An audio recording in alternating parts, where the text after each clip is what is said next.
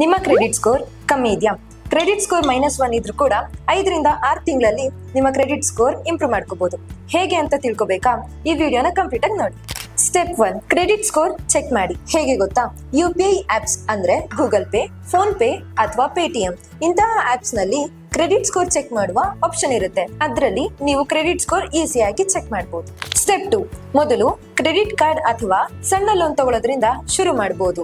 ಅಂದ್ರೆ small personal loan, consumer loan, gold loan ಈ ತರ ಲೋನ್ ತಗೋಬಹುದು.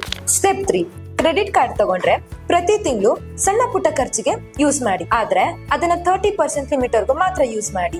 ಯಾವುದೇ ಲೋನ್ ತಗೊಂಡ್ರು ಕರೆಕ್ಟ್ ಡೇಟಿಗೆ ಯಾವುದೇ ಡಿಲೇ ಪೇಮೆಂಟ್ಸ್ ಮಾಡ್ಕೊಳ್ದೆ ಪೇ ಮಾಡಿ. ಒಂದು ಡಿಲೇ ಪೇಮೆಂಟ್ಸ್ ಆದ್ರೂ ನಿಮ್ಮ ಕ್ರೆಡಿಟ್ ಸ್ಕೋರ್ ಎಫೆಕ್ಟ್ ಆಗುತ್ತೆ. ಈ 3 ಸ್ಟೆಪ್ಸ್ ನ ಕರೆಕ್ಟ್ ಆಗಿ ಫಾಲೋ ಮಾಡ್ಕೊಂಡು ಹೋದ್ರೆ 5 ರಿಂದ 6 ತಿಂಗಳಲ್ಲಿ ನಿಮ್ಮ ಕ್ರೆಡಿಟ್ ಸ್ಕೋರ್ ಇಂಪ್ರೂವ್ ಆಗುತ್ತೆ. ಆದ್ರೆ ಜಾಸ್ತಿ ಲೋನ್ಸ್ ಅಥವಾ ಕ್ರೆಡಿಟ್ ಕಾರ್ಡ್ಸ್ಗೆ ಅಪ್ಲೈ ಮಾಡಬೇಡಿ. ಕ್ರೆಡಿಟ್ ಕಾರ್ಡ್ ನ ಫುಲ್ ಲಿಮಿಟ್ ವರೆಗೂ ಯೂಸ್ ಮಾಡಬೇಡಿ. ನಿಮ್ಮ ಫಸ್ಟ್ ಕ್ರೆಡಿಟ್ ಕಾರ್ಡ್ ಇದ್ರೆ ಅದನ್ನ ಬೇಗ ಕ್ಲೋಸ್ ಮಾಡಬೇಡಿ. ಇನ್ನೂ ಏನಾದ್ರೂ ಡೌಟ್ಸ್ ಇದ್ರೆ ಕೆಳಗೆ ಕೊಟ್ಟಿರುವ ನಂಬರ್ಗೆ ಕಾಂಟ್ಯಾಕ್ಟ್ ಮಾಡಿ.